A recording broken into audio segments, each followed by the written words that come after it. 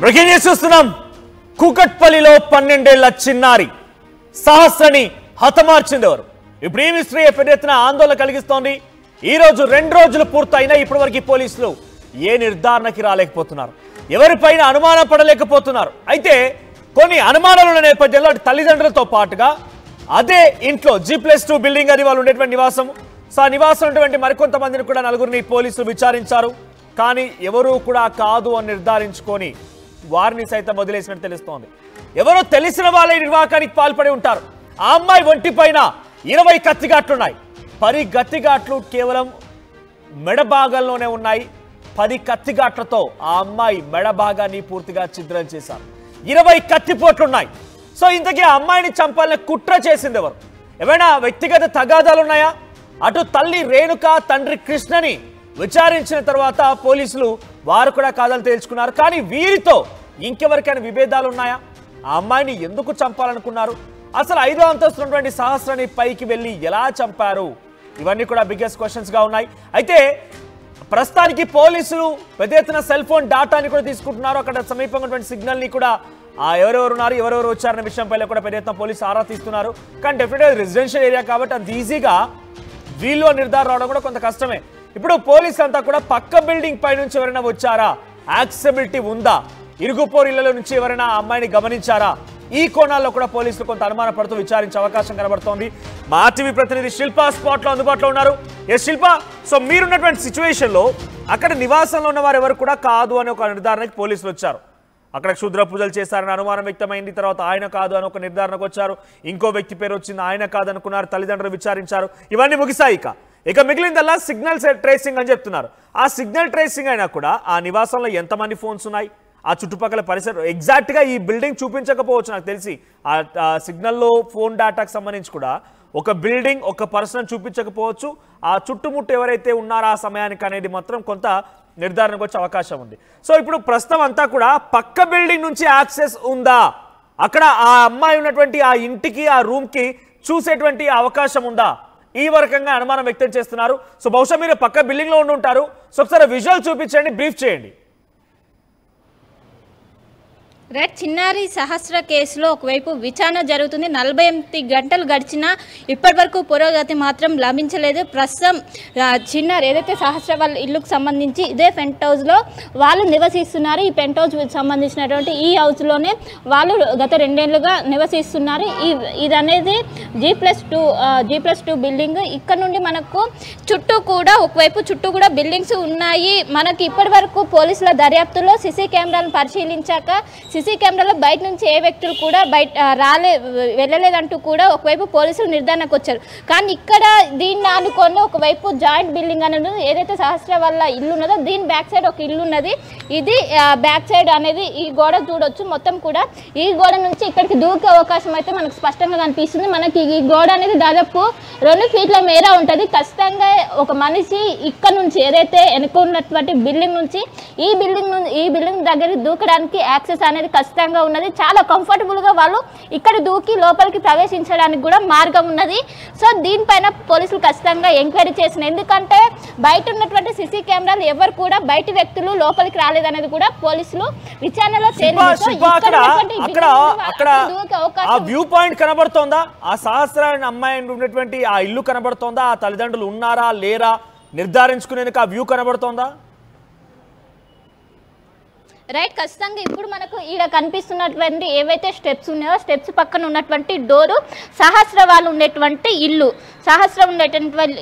సంబంధించినటువంటి స్టెప్సే మనం చూస్తున్నాం. ఈ స్టెప్స్కు పక్కనే ఒక గోడ అనేది ఉన్నది. ఈ గోడ నుంచి మనం దూకడానికి పక్క బిల్డింగ్ నుంచి దూకడానికి అనేది యాక్సెస్ ఉంది. చాలా కంఫర్టబుల్గా దాదాపు దూకడానికి అనేది కంఫర్టబుల్గా ఉన్నది. అక్కడ గోడ సపోర్ట్ కూడా ఉండడంతో వాళ్ళు దూకడానికి అవకాశం ఉండడంతో సో పక్క బిల్డింగ్ నుండి ఎవరైనా వచ్చి అక్కడ ఉన్నటువంటి సీసీ కెమెరాల రికార్డ్ కాకుండా ఈ విధంగా చేస్తుంటారా అంటూ కూడా ప్రస్తుతం పోలీసులు అనుమానిస్తున్నారు.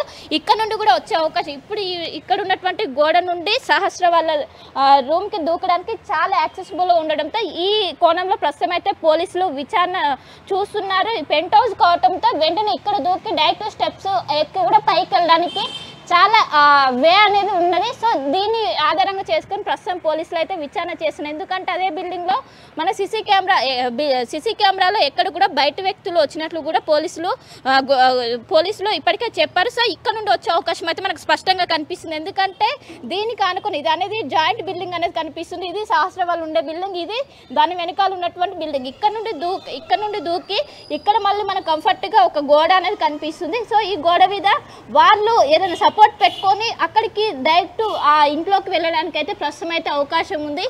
ఇంకోవైపు ఇది సహస్ర వాళ్ళ ఇల్లు అయితే ఇక్కడ సెకండ్ ఫ్లోర్లో ఒకవైపు ఎవరైతే అనుమానితులు సంజీవరావుని పోలీసులు అదుపులోకి తీసుకున్నారో మనకు కనిపిస్తున్నటువంటి ఇల్లు సంజీవరావుకి సంబంధించినటువంటి ఇల్లు. సంజీవరావుతో పాటు వాళ్ళ భార్యను కూడా ప్రస్తుతం పోలీసులు అదుపులోకి తీసుకొని విచారిస్తున్నారు. ఎందుకంటే తను దైవభక్తితో పాటు క్షుద్ర పూజలు కూడా చేశాడంటూ కూడా పోలీసులు అనుమానిస్తున్నారు.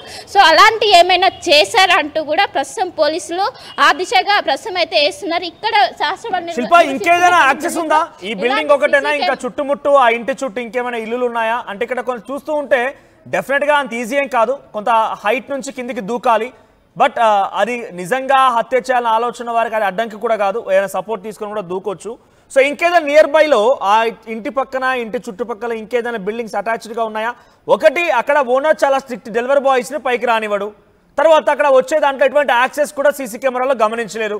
అయితే ఆ ఇంట్లో వాళ్ళు అయి ఉండాలి, లేదంటే ఆ ఇంట్లో ఆల్రెడీ లోపలికి వచ్చిన వాళ్ళు అయినా అయి ఉండాలి, పక్క బిల్డింగ్ నుంచి యాక్సెస్ అయినా ఉండాలి. సో తల్లిదండ్రులు కాదు అని నిర్ధారించుకున్నారు.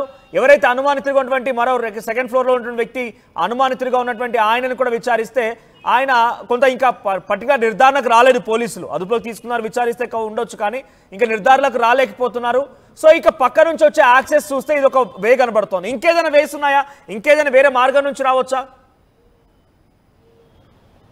రైట్, చిన్నారి సహస్ర ఉండేది పెంట్ హౌస్కి ఇప్పుడు నేను ఉన్నటువంటి బ్యాక్ సైడ్ ఉన్నటువంటి బిల్డింగ్ అనేది చాలా ఈజీగా వెళ్ళడానికి అనేది అవకాశం ఉంది. ఇది మొత్తం కూడా మనకు ఆనుకొని చూడొచ్చు. మొత్తం ఈ బిల్డింగ్ అనేది సంబంధించి సహస్ర పెంట్ హౌస్ కావడంతో ఈజీగా మెట్ల యాక్సెస్ కూడా ఉండడంతో వాళ్ళు లోపలికి దూకే అవకాశం ఉండడంతో ఇలా కూడా వెళ్ళే అవకాశం ఉంది. ఇంకోవైపు మన సహస్ర వాళ్ళకు సంబంధించినటువంటి ఇది బిల్డింగ్, ఈ బిల్డింగ్లోనే సహస్ర వాళ్ళు ఉంటున్నారు. పక్కన ఎక్కడ కూడా యాక్సెస్ లేదు, అక్కడ మాత్రమే దూకడానికి మాత్రం అవకాశం ఉంది. ఇటు సైడ్ కూడా మనం చూసుకున్నట్లయితే ఇటు సైడ్ మొత్తం కూడా ఇటు ఏదైతే లెఫ్ట్ సైడ్లో చూసుకున్నట్లయితే మొత్తం కూడా క్లోజ్ ఉంది. ఎక్కడ కూడా దూకడానికి కొంచెం ఎక్కువ ఏదైతే పైప్ల సహాయంతో ఎక్కడానికి ఉంటుంది, కానీ అలా లోపలి శాస్త్ర వాళ్ళ ఇంటికి వెళ్ళడానికి మాత్రమే యాక్సెస్ ఉండదు. సో అక్కడ మనం ఇంతకుముందు ఫస్ట్లో చూపెట్టినటువంటి ఏదైతే ప్లేస్ ఉందో అది మాత్రం డైరెక్ట్ వాళ్ళ ఇంటి లోపలికి వెళ్ళడానికి అవకాశం ఉండడంతో ఇక్కడ నుండి వెళ్ళడానికి మాత్రం అవకాశం లేదు. ఏదైతే పక్కన సైడ్ ఉన్నటువంటి బిల్డింగ్ నుండి వెళ్ళడానికి అవకాశం లేదు. ఏదైతే వెనకాల ఉన్నటువంటి బిల్డింగ్ ద్వారానే డైరెక్ట్ ఇటు సహస్ర ఇంటి లోపలికి మెట్ల కనెక్షన్ అనేది మనకు కనిపిస్తుంది. సో ఈ వెళ్ళుంటే పక్క ప్లాన్ ప్రకారం ఒకవేళ దుండగుడు చేసి ఉంటే ఈ విధంగా దీన్ని ఎంచుకొని ఉండే అవకాశం అయితే స్పష్టంగా కనిపిస్తుంది. ఇప్పుడు మీరున్నటువంటి ఆ నివాసం ఎక్కడైతే ఉందో, మీరు ఆ హైట్ లో ఉన్నారో, అక్కడ ఓనర్లు ఏమైనా సస్పెక్షన్ గమనించారా, ఎవరైనా అనుమానించారా? ఎప్పుడైనా ఆ సహస్ర వాళ్ళతో పక్కిల్లే కాబట్టి మాట్లాడడమో చూడడం లాంటి జరుగుతూ ఉంటుంది కాబట్టి, సో ఎప్పుడైనా సస్పెక్ట్ చేశారా ఈ రకంగా జరుగుతుందని? వారు ఎప్పుడైనా ఊహించారా? వారు ఎప్పుడైనా మాట్లాడారా? మీరు ఆ బిల్డింగ్ ఎక్కే ముందు మాట్లాడే ఉంటారు కాబట్టి, సో వాళ్ళు ఏమైనా సస్పెక్షన్ కనబడుతుందా? ఎవరైనా అనుమానించారా వాళ్ళు? రైట్, ఇక్కడ మొత్తం కూడా ఫ్యామిలీసే నివసిస్తుంటాయి. ఎప్పుడు కూడా గతంలో ఎప్పుడు కూడా ఇలాంటి దారుణమైనటువంటి ఘటనలు జరగలేదు. ఇప్పుడు జరిగినటువంటి ఘటనతో వాళ్ళందరూ కూడా ఉలికిపడ్డారు. ఎవరు కూడా ఎందుకంటే అందరూ కూడా కలిసిమెలిసి అపార్ట్మెంట్లో ఉన్నటువంటి అందరూ కూడా కలిసిమెలిసి అటు పిల్లలు అందరూ కూడా కలిసి ఆడుకుంటారు, ఇంకోవైపు పెద్దలందరూ కూడా కలిసి ఉంటారు. కానీ ఎప్పుడు కూడా ఇలాంటి ఘటన జరగలేదు. ఎవరిపైన కూడా ప్రస్తుతం వాళ్ళకు అనుమానం లేదు. కానీ ఇక్కడ శాస్త్ర నివసిస్తున్నటువంటి సెకండ్ ఫ్లోర్లోనే సంజీవరావు అనే వ్యక్తి నివసిస్తున్న వాళ్ళు వరుసకు సంబంధించినటువంటి వాళ్ళు భార్యాభర్తలు ఇద్దరు కూడా ఇక్కడ మనకు కనిపిస్తున్నటువంటి సెకండ్ ఫ్లోర్లో వాళ్ళు నివసిస్తూ ఉంటారు. వాళ్ళు గతంలో క్షుద్ర పూజలు కూడా చేసినట్లు పోలీసులు గుర్తించారు. వాళ్ళకి సంబంధించి వాళ్ళని ప్రస్తుతం అయితే పోలీసులు అనుమానితులుగా చేర్చి వాళ్ళని ఇన్వెస్టిగేట్ చేస్తున్నారు. వాళ్ళు డైరెక్ట్గా వాళ్ళది సెకండ్ ఫ్లోర్లోని ఫస్ట్ రూమ్ మనకు విజువల్స్లో కనిపిస్తున్నటువంటి ఫస్ట్ రూమ్ ఆ నుండి ఇక్కడ సహస్ర వాళ్ళ ఇల్లు అనేది డైరెక్ట్ కూడా కనెక్షన్ ఉంది. సో వాళ్ళు అక్కడ నుండి కూడా వచ్చే అవకాశం ఉందో అదొక పాసిబిలిటీ ఉంది. ఇక్కడ మనం కనిపిస్తున్నటువంటి ఏదైతే సహస్ర వాళ్ళు ఉంటున్నటువంటి ఇంటికి బ్యాక్ సైడ్ అనేది ఇంకో పాసిబిలిటీ ఉన్నది. ఈ గోడ అనేది దాదాపు 2 నుండి 3 ఫీట్ల మేర ఉంటుంది. ఒకవైపు వాళ్ళు పక్కా ప్లాన్ చేసి ముందు సిసి కెమెరాలు ఉంటే రికార్డ్ అయితే వేరే పాసిబిలిటీ వెతుక్కొని ఉంటే వాళ్ళు ఖచ్చితంగా ఇదే చూస్ చేసుకొని ఉండే అవకాశం అయితే స్పష్టంగా కనిపిస్తుంది. ఎందుకంటే శిల్ప ఇక్కడ డైరెక్ట్ గా బిల్డింగ్ లోకి ఎంట్రీ అండ్ ఎగ్జిట్ తప్ప ఫ్లోర్ కి సీసీ కెమెరాలు చొప్పున లేదంటే వాళ్ళ ఎగ్జిట్ అంటే పైన సీసీ కెమెరా అటువంటిది ఏది లేదా ఒకే సీసీ కెమెరా ఉందా? ఎంట్రీ అండ్ ఎగ్జిట్ మాత్రమే రికార్డ్ అవుతుందా? రైట్, బిల్డింగ్లో ఎలాంటి సిసి కెమెరా అనేది లేదు. ఏ ఫ్లోర్లో కూడా లేదు. బిల్డింగ్కి దాదాపు 50 అడుగుల దూరంలో ఉన్నటువంటి కాలనీలో సిసి కెమెరా అనేది ఉన్నది. దానిలోనే ఒకవైపు ఎంట్రీని ఎవరెవరు వచ్చేది ఎవరెవరు వెళ్ళేది అనేది దాంట్లోనే దృశ్యాలన్నీ కూడా రికార్డ్ అయ్యి దాన్ని ఆధారంగా చేసుకొని పోలీసులు బయటి వ్యక్తులు ఎవరు కూడా ఆ రోజు హత్య జరిగినటువంటి రోజు ఎవరు కూడా బయటి వ్యక్తులు లోపలికి రాలేదని నిర్ధారించుకున్నారు. దీంతో నిర్ధారించుకోవడంతో ఒకటి ఇక్కడ బిల్డింగ్ లోపల ఉన్నటువంటి వ్యక్తులని చేసి ఉండాలి, లేకుంటే పక్కన ఏదైతే ఈ బిల్డింగ్ అనుకొని జాయింట్ బిల్డింగ్ ఉందో అల్ల నుంచి రావడానికి కూడా అవకాశం ఉండడంతో దీని నుండి 2 పాసిబిలిటీస్ ఉండటంతో పోలీసులు అయితే ప్రస్తుతం ఆ దిశగా అడిగి వేస్తున్నారు. ఎందుకంటే అక్కడ ఉన్నటువంటి సిసి కెమెరాలను వాళ్ళు క్షుణ్ణంగా పరిశీలించినప్పటికీ ఎలాంటి ఆనవాళ్ళు ఎవరు బయట వ్యక్తులు లోపలికి వచ్చినట్టు కూడా ఎక్కడ కూడా గుర్తించలేదు. దీంతో బిల్డింగ్ లోపల ఉన్నటువంటి వాళ్ళు చేసి ఉండాలి, లేకుంటే అనదర్ వన్ ఈజ్ ఇక్కడ పక్కన ఉన్నటువంటి ఏదైతే వెనకాల ఉన్నటువంటి బిల్డింగ్ నుండి ఇక్కడికి రావడానికి డైరెక్ట్ కనెక్షన్ ఉంది. డైరెక్ట్ ఈ సహస్ర ఇంటి మనకు కనిపిస్తున్నటువంటిది ఇది సహస్ర వాళ్ళు ఉంటున్నటువంటి ఇల్లు. సో వాళ్ళు సంఘటనా స్థలంలో పోలీసులు ముందుగానే వచ్చారు. ఉదయాన్నే జరిగింది ఘటన. సోమవారం రోజున ఉదయం సుమారుగా 9 గంటల నుంచి 10 గంటల ప్రాంతంలో ఈ ఘటన జరిగిందని చెప్తున్నారు కాబట్టి సో అక్కడ ఆ సంఘటన జరిగినటువంటి ఆ స్థలంలో ఏమైనా క్లూస్ లభించాయా? షార్ప్ వెపన్స్ కానివ్వండి, ఇతరత్ర క్లూస్ ఏమైనా ఒకటైనా పోలీసులు చేజెక్కించుకునే ప్రయత్నం చేశారా? ఏదైనా సస్పీషియస్ గా కనిపించిందా? రైట్, ఖచ్చితంగా లోపల తను చిన్నారి పడి ఉన్నటువంటి దగ్గర ఒకవైపు బ్లడ్ శాంపిల్స్ కావచ్చు, అక్కడ ఉన్నటువంటి కొన్ని నైఫ్ కూడా పోలీసులు స్వాధీనం చేసుకున్నట్లు కూడా తెలిసింది. పక్కా ప్లాన్ ప్రకారమే ఇది చేసినట్టు కూడా ఎలాంటి క్లూస్ కూడా అక్కడ దొరకకుండా వెళ్ళినట్టు కూడా పోలీసులు గుర్తించారు. దీంతో అక్కడ ఉన్నటువంటి ఏవైతే ఫింగర్ ప్రింట్ ఆధారంగా ఒకవైపు ఫోరెన్సిక్ ల్యాబ్కు పంపారు. దాని ఆధారంగా ఎవరైతే వాళ్ళకు అనుమానితులుగా ఉన్నారో వాళ్ళ డిఎన్ఏతోని అక్కడ ఉన్నటువంటి శాంపిల్స్ మ్యాచ్ అయిన ఉన్నారు. వాళ్ళు మ్యాచ్ అవుతే కనుక వాళ్ళే నేరం చేసినట్లు కూడా పోలీసులు దీనికి సంబంధించి ఇన్వెస్టిగేట్ అయితే చేస్తున్నారు. ఇప్పటికే నిన్న ఒకవైపు బాలానగర్ డీసీపీ వచ్చి ఇక్కడ ఉన్నటువంటి పెంట్ హౌస్ను పరిశీలించారు. లోపల ఉన్నటువంటి మొత్తం కూడా పరిశీలించిన అనంతరం సంజయ్ రావు ఉంటున్నటువంటి ఇల్లుని కూడా పరిశీలించారు. అక్కడ ఏమైనా ఆనవాళ్ళు ఉన్నాయా, ఇటు క్షుద్ర పూజలకు సంబంధించినటువంటి ఏమైనా ఆనవాళ్ళు ఉంటాయంటూ కూడా ఇప్పటికే పోలీసులు ఇన్వెస్టిగేట్ చేస్తున్నారు. ఇప్పటికే సంజయ్ రావుతో పాటు తన భార్యను కూడా అదుపులోకి తీసుకున్నారు. గతంలో సంజయ్ రావు తన భార్యకు సైతం పూజలు చేయించినట్లు కూడా పోలీసులు గుర్తించారు. దానికి గల కారణాలేంటి, తన భార్యకు పూజలు చేయించాల్సిన అవసరం ఏంటని కూడా ఈ విధంగా విచారణ చేస్తున్నారు. తన పైన అసలు సహస్ర అనే చిన్నారి పైన ఉంటుంది మీకు తెలుసా అని కూడా ప్రస్తుతం అయితే విచారణ చేస్తున్నారు. మొత్తం మీద ఇప్పుడు చనిపోయినటువంటి సహస్ర కేసులో 2 పాసిబిలిటీ మాత్రం కనిపిస్తున్నాయి. ఒకరు బిల్డింగ్ లోపల ఉన్నటువంటి వ్యక్తి ఇది హత్య చేసి ఉండాలి, లేకుంటే పక్కన ఉన్నటువంటి బిల్డింగ్ నుంచి యాక్సెస్ ఉండడంతో ఇప్పుడు మనం చూపెట్టినటువంటి ఏదైతే గోడ ఉందో ఈ గోడ దూకి సహస్ర ఇంట్లోకి నేరుగా వెళ్ళే అవకాశం ఉంది. సహస్ర ఇంట్లోకి నేరుగా వెళ్ళినా కూడా మనకు సిసి కెమెరా ఎక్కడ కూడా ఏ ఫ్లోర్ లో కూడా సిసి కెమెరా లేవు. ఆయన వచ్చినట్టు కూడా ఎవరికి కూడా తెలిసే అవకాశం లేదు. స్థానికులపై అనుమానం వ్యక్తమవుతుందా? సంజీవ్ రావుని విచారిస్తున్నారు, ఓకే, కానీ సంజీవ్ రావుకి సంబంధించిన విషయంలో కూడా పోలీసులు ఒక నిర్ధారణకు రాలేకపోతున్నారు. సో సంజయ్ రావు విషయంలో కూడా ఇంకా అదుపులో ఉన్నారు, భార్య భర్తను అదుపులో తీస్తున్నారు, విచారిస్తున్నారు. అటు తల్లిదండ్రులు అయినప్పుడు కూడా తల్లిదండ్రులు కూడా ఎవరిపై అనుమానం ఉందా అని అంటే నో అనే చెప్తున్నారు. సో ఇంకేదైనా సస్పిషన్స్ కనబడుతోందా? బికాస్ 48 గంటలు పూర్తయింది. ఒక చిన్నారి తన ఇంట్లో ఉన్న సమయంలోనే ఎవరో ఒక మూడో వ్యక్తి వచ్చి తనని హతమార్చి వెళ్ళిపోయాడు. సో ప్రస్తుతానికి ఈ అంశం పైన ఇంట్లో ఉన్న పిల్లలకు కూడా రక్షణ లేకుండా పోయిందని ఒక డౌట్, ఒక క్వశ్చన్ కూడా రేజ్ అవుతోంది. కాబట్టి స్థానికులు ఇంకెవరైనా అనుమానం వ్యక్తం చేస్తున్నారా? ఎవరైనా జరిగి ఉండొచ్చు, లేకపోతే వాళ్ళకి తగాదాలు ఉన్నాయని కానివ్వండి, లేకపోతే ఆ పెంట్ హౌస్లోనే ఇంకా పక్కన ఎవరైనా నివాసం ఉందా, వాళ్ళు పనిచేసే దగ్గర కానివ్వండి, లేకపోతే ఇతరత్ర ఎక్కడైనా ఒక దగ్గర కొంత అనుమానితులు ఉండే అవకాశం ఉందంటారా?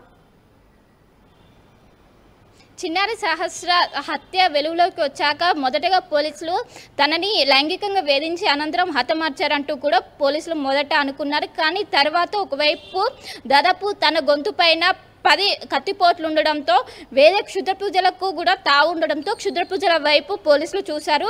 కానీ వాళ్ళకు పూర్తి స్థాయిలో దాన్ని కూడా నిర్ధారణ రాకపోవడంతో ఇటు తల్లిదండ్రులకు సంబంధించినటువంటి కుటుంబ నేపథ్యాన్ని ప్రస్తుతం చూస్తున్నారు. వాళ్ళు సంగారెడ్డిలోని సొంత గ్రామం అక్కడ ఉన్నది. అక్కడ సంబంధించి వాళ్ళకు గతంలో ఏమైనా ఎవరితోనైనా విభేదాలు ఉన్నాయా, పాత కక్షలు ఏమైనా ఉన్నాయా, లేకుంటే గతంలో ఏం పని చేశారు, ఏం పని చేసి ఇక్కడ కుక్కట్పల్లికి వచ్చి దాదాపు 2 సంవత్సరాలు అవుతుందంటూ కూడా చెప్తున్నారు.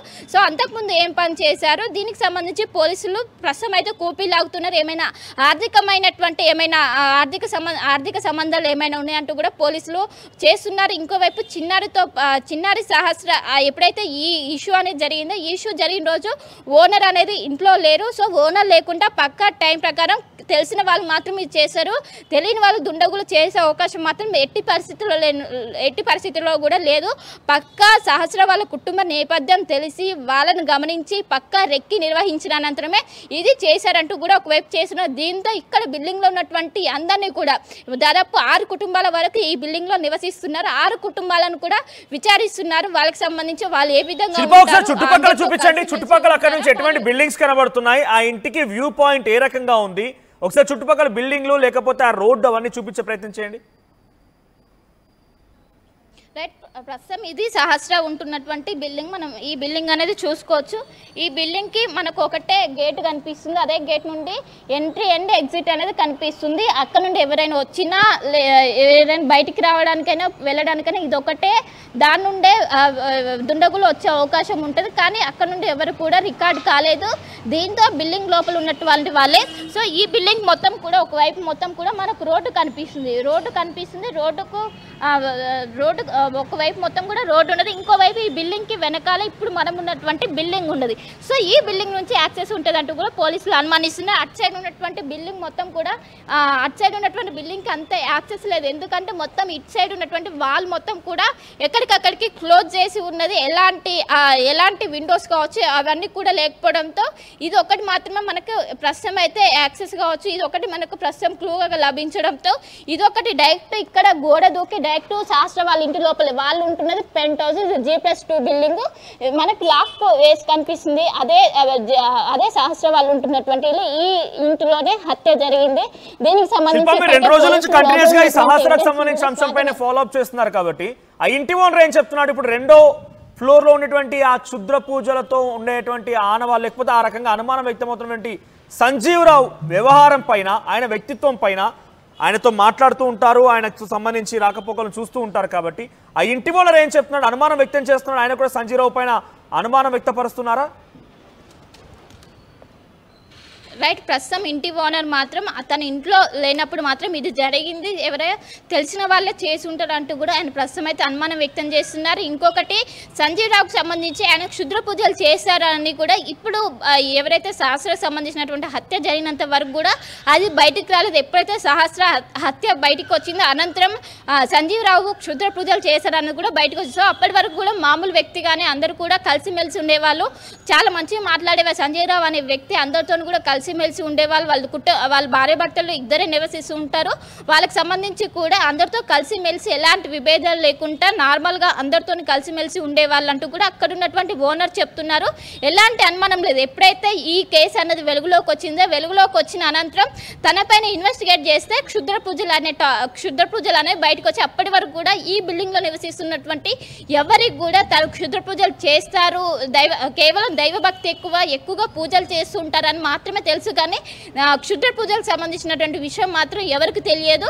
కానీ ఇప్పుడే ఒకసారి క్షుద్ర పూజలు అనేది తెలియగానే వాళ్ళు కూడా షాక్ అయిన పరిస్థితి కనిపిస్తుంది. దీనికి సంబంధించి మాకు మాత్రం ఎవరిపైన కూడా అనుమానం లేదు. వాళ్ళకి సంబంధించినటువంటి ఫ్యామిలీకి సంబంధించినటువంటి ఏమైనా పాత కక్షలు ఏమైనా ఉండే అవకాశం ఉన్నట్లు కూడా ఒకవైపు ఇక్కడ ఉన్నటువంటి ఓనర్ చెప్తున్నారు. దాదాపు 2 సంవత్సరాలు అవుతుంది. 2 సంవత్సరాల నుండి సహస్ర వాళ్ళు ఈ పెంట్ హౌస్లోనే నివసిస్తున్నారు. వాళ్ళకి సంబంధించినటువంటి అందరూ కూడా అందరితో కలిసిమెలిసి ఉండేవాళ్ళు. చిన్నారి శాస్త్రి కూడా అందరితో ఆడుకునే వాళ్ళు.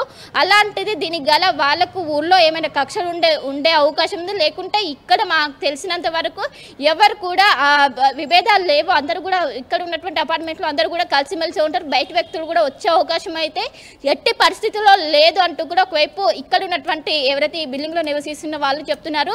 సో రెండు పాసిబిలిటీ, ఒకటి బిల్డింగ్లో ఉన్న వాళ్ళు లేదా ఈ పక్క బిల్డింగ్ ఏదైతే నేనున్నటువంటి బిల్డింగ్ నుంచి వచ్చే అవకాశం ఉంటే ఈ రెండింటిపైన ప్రస్తుతం అయితే పోలీసులు విచారణ చేస్తున్నారు. ఇప్పటికే బిల్డింగ్లో ఉన్నటువంటి అందరినీ కూడా విచారణ అయితే చేస్తున్నారు. ఇప్పటికే ఇంకా ఇప్పటి వరకు కూడా పురోగతి సాధించలేదు.